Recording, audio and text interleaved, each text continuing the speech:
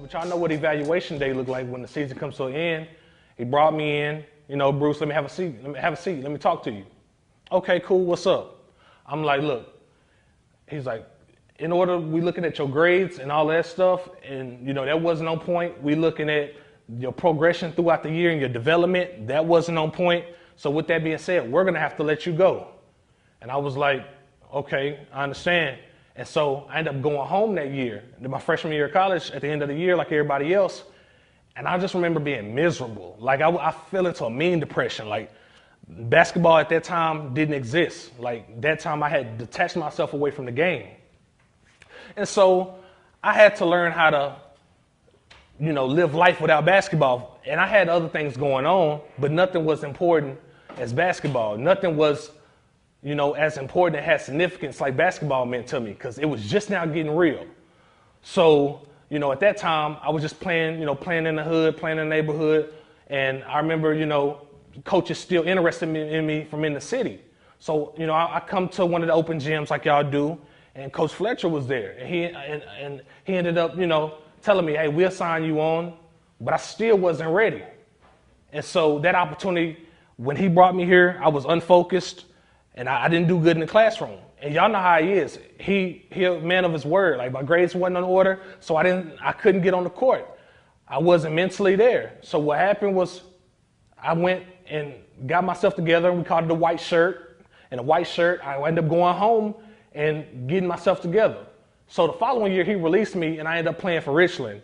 And at that year, I got myself a little bit together, and I overcame the storm. That was that chapter in my life. And so I ended up playing for Richland, and you know, he talking about the national championship and all that. That was cool.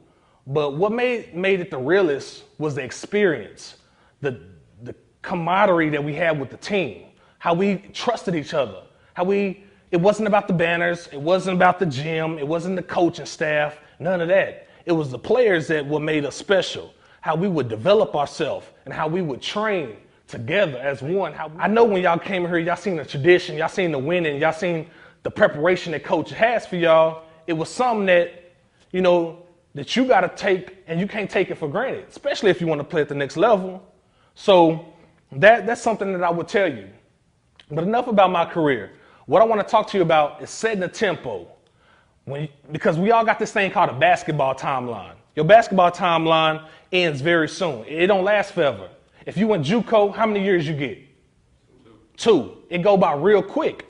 But you got to make the best out of every circumstance. For me, I was 20 years old, and when I went home and I couldn't get myself together on the Fletcher, I ended up going to jail, hanging around the wrong crowds. I'm not even gonna say the wrong crowds. I'm gonna say I became the person that I wouldn't even want to be around at the time. And I started going and getting locked up and whoop-de-whoop blah. And so it really made it bad on me. But I got a second chance. A lot of y'all getting an opportunity right now, and I don't want you to blow it. That's why I'm here, to motivate you, to encourage you, and let you know you are not your mistakes. But where you go from here in your basketball timeline is up to you. Home, you know how it is. People look up to you. Your mom, oh, my baby in college. Oh, I can't believe it. Don't let her down.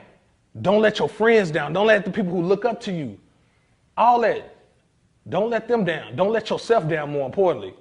You got a chance to do something special. So do it. Don't complain. Don't fuss. Keep a positive attitude the whole time, and I'm coming to a close. Keep a positive attitude. Life is 90% of what happens in life is how you respond to it. The other 10% is just what it said.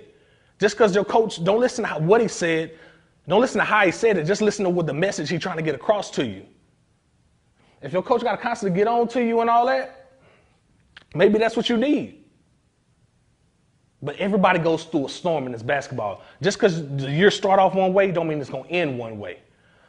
Stay in the process. Stay true to it. Like my boy John say, he went to Richland with me. Stay true to the process. And he wrote his book. He's a best-selling author. So I had to steal that. But nevertheless, man, just stay true to the process. Either you in a storm or coming out of a storm. And enjoy it. Enjoy the process. Enjoy playing college ball.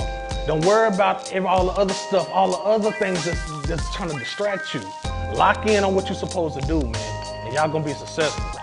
I look forward to coming to some games this year. Thank you.